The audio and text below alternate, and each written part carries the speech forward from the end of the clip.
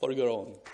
Thank you, Haris. And to tell you the truth, I was a little bit horrified when I saw the architecture of the system, but then I felt much more relaxed when I watched the video.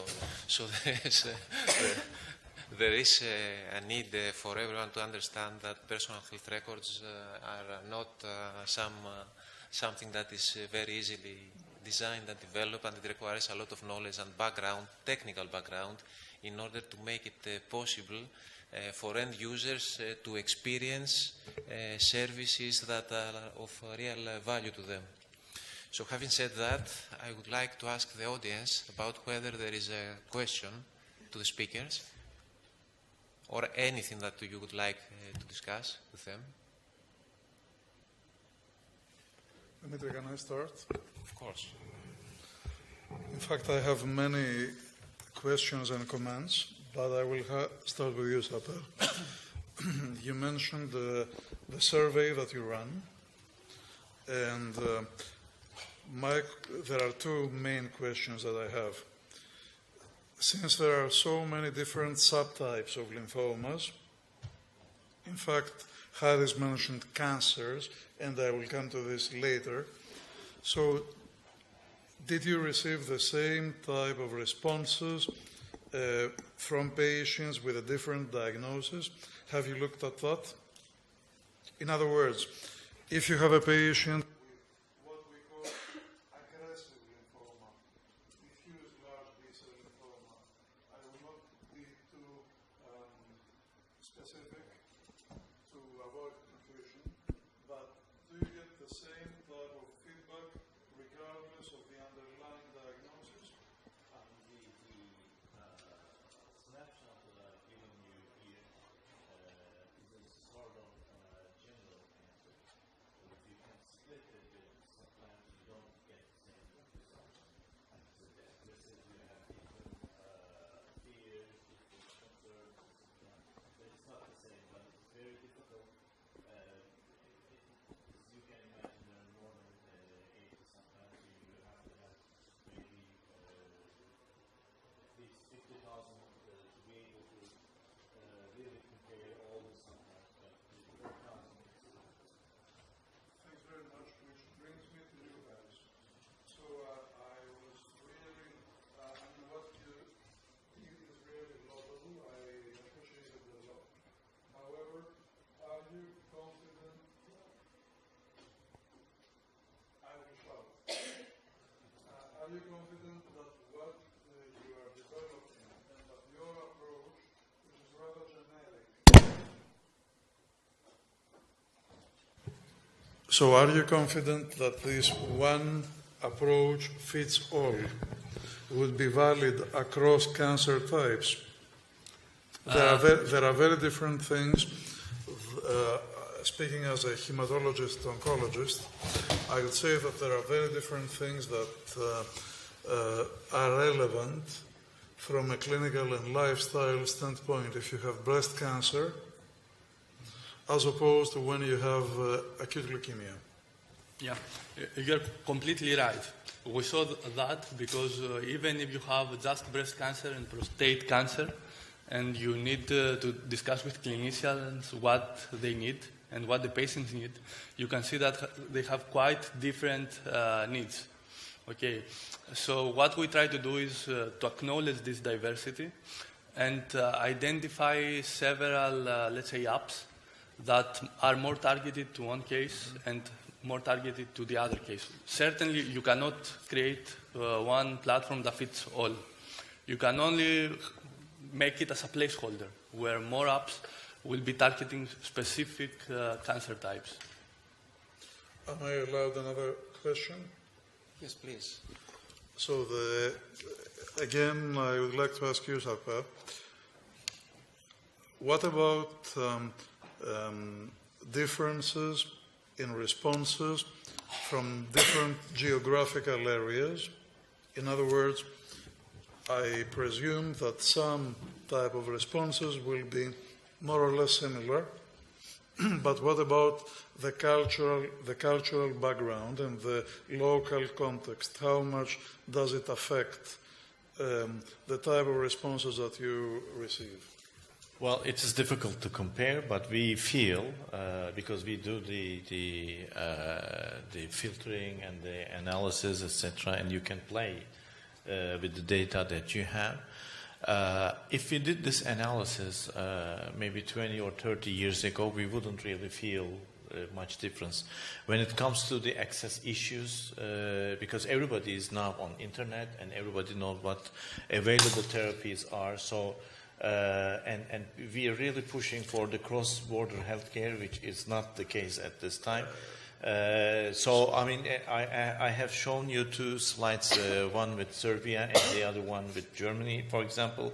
In Germany, you have 108 available therapies approved and reimbursed, whereas in Serbia, it's nearly half.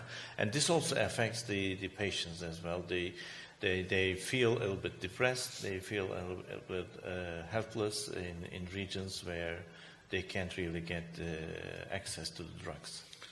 Sorry, but I beg to differ with your view, because you said everyone is on the net, and I would say that not everyone is on the net everywhere in the world.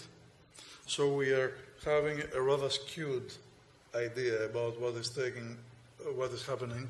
And Christina, would you like to comment, for instance, on what was happening in the UK in this colon cancer prevention program, which ran in the London metropolitan area? I think this is quite reflective of the actual situation, the huge disparity that we can observe even within the same city, let alone the same country or the same continent. Yes, actually it was the bowel cancer screening program run by the NHS.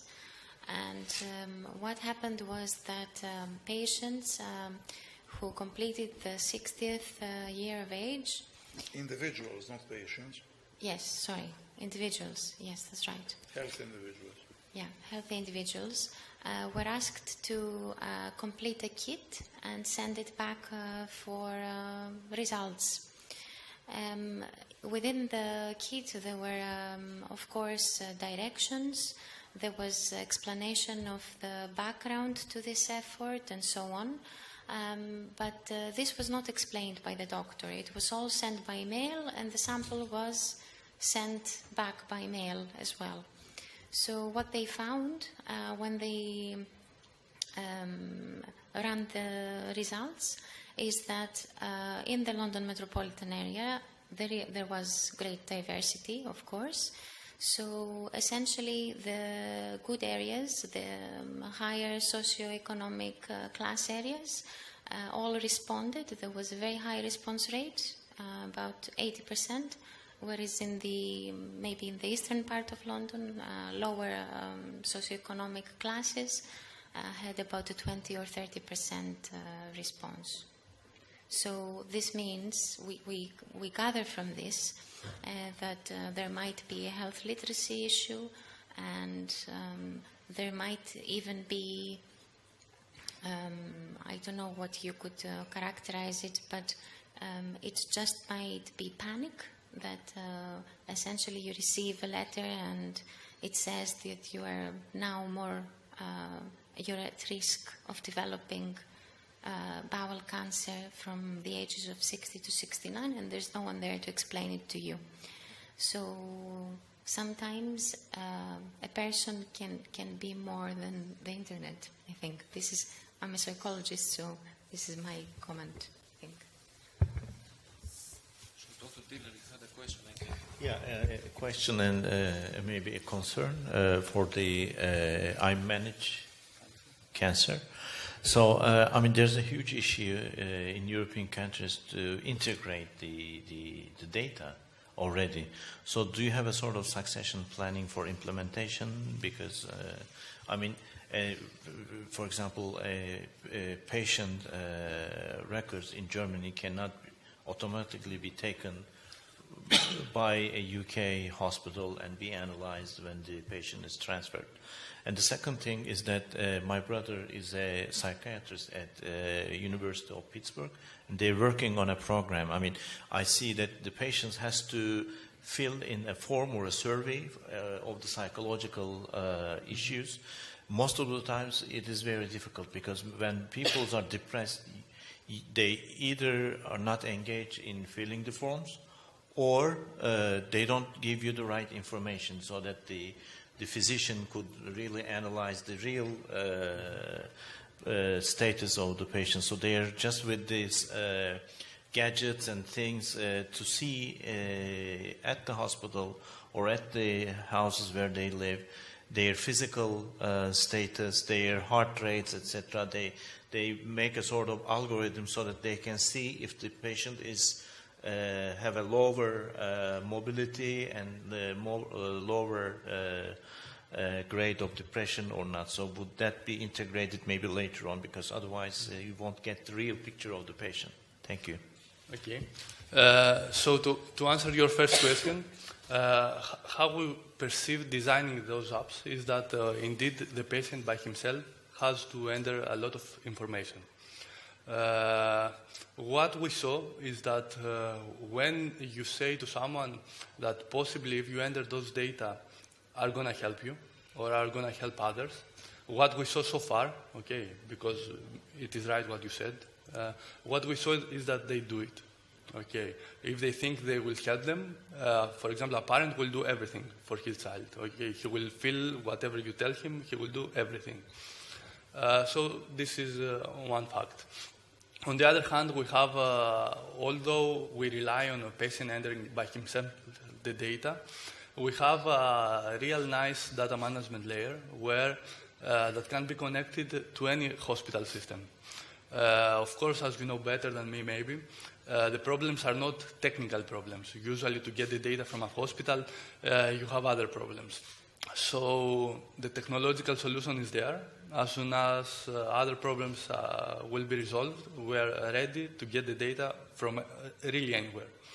And then now for the sensor that you said, one of the apps that was demonstrated in the video has this capability now. So we have sensors like Fitbit, for example, things like that, and we automatically get, as long as the APIs allow that, we get those details. So we're able to identify, for example, a patient is active or is not active, where he has gone, by just using these Fitbit tools. We do it already. Thank you. I would like to make a question to all of you. We have seen a certain disease. We have been presented with a technological solution. We got an idea about what were the end user needs and requirements and the problems they face in getting access to treatment and the medicines they need to have. And my question would be, could these problems or is there a roadmap that you may have in mind so that all these issues can be resolved by means of alternative, possibly PHR solutions? How easy it is for the CLL module to be incorporated in other PHR solutions, and how easy, that's a question for Haris here, to find a marketing tool and a way of selling these services, and how easy is to exploit the solutions that you develop.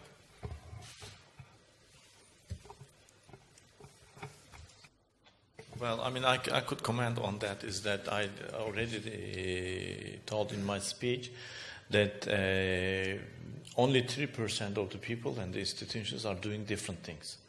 So, I mean, this is the first time that I'm coming to an eHealth forum, because otherwise I mean, as a medical doctor, I'm either in the medical community or with the advocacy people, but I mean, I have never been in a technology environment. I mean, and everybody is doing the same thing, talking with the same environment, having the same agenda.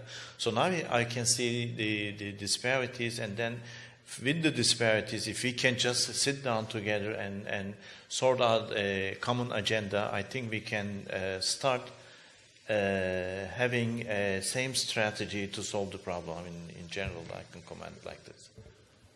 You want to say something? Yes. And of course, CLL can also be used in such application because CLL has those two characteristics. It is a cancer, but it also serves the characteristics of a chronic disease.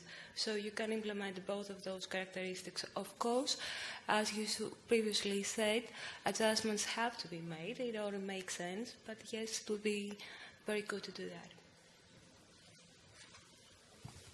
As you said already, this is possible, integrating CLL as well, but of course we need a domain expert or domain experts and patients to do that. So it needs quite a bit process. Yeah. And what about the exploitation issue? I mean, the sustainability of this kind of solutions. A lot of vendors worldwide have developed PHR solutions, and all of them have faced troubles and problems. And there are the cases and the issues and the problems that you have mentioned here about interoperability, no solution fits all, etc., that are real issues that hinder the appropriate exploitation of these very important results. So, Dimitrios, there are two, in my view, there are two stumbling blocks. One is that quite often, as Haris put it very nicely, the technology is there. It's not an issue about having technological solutions. The main problem is user requirements and user acceptance, and this will boil down to both the physicians but also the patients. We as physicians, and Sarper and Aliki may comment on that, on my view, we are quite often reluctant to deviate from things that we were doing. We are very conservative and unwilling to adopt change. On the other hand, I think that many of these solutions have been developed together with what I call, in collaboration with what I call, it's a term of mine, professional patients. In other words, the overcommitted. It's something that is far from representative of the average patient. So just think of a patient with CLL, is a disease that I specialize on. So your typical CLL patient will be around 72 to 75 years old. And as you understand, there are many reasons why this patient is not willing to use your solutions. So it's not only digital literacy and health literacy, but it's also the level of acceptance and familiarity with these technological solutions that we should not take for granted, which is why I said before that, is everyone really on the net? I mean, we get the Greek CLL patient group has meetings. Quite often their meetings take place in our institute. And once or twice we have some patients coming with their grandchildren. Yeah. And I remember one of our patients, he said, okay, whenever my physician does something, I ask my grandson to go and check on the net. But is this patient going to use your solution? I don't know. But the carer might be. The carer might be, indeed. So in the case, that's why I said a few minutes ago that a generic approach does not necessarily lead to good results. Because if you're talking about breast cancer, these women many of them are young. Relatively few of them are above 70 or 75. So it's a completely different setting from when you have prostate cancer or this disease. Yeah, you're completely right. So what I would say, I mean, I told you I have several hats.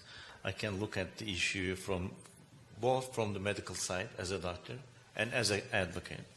As a doctor, if somebody comes and asks me from which university I'm graduated, etc., they can see my diploma at the back. But as an advocate, they don't. Which means that everybody who establishes an organization could be an advocate. And most of the advocates are average advocates. I mean, they're really dealing with their diseases or their carers, and they have a relative with the disease, etc. So it is difficult. That's why we tend to develop the Standard of Excellence program, so that they are expert patients, expert advocates. This is really super. Yeah. This is a very, very laudable initiative. Mm-hmm. And let's also be a bit cynical, but also pragmatic. Yeah. Many of the things that we're discussing about today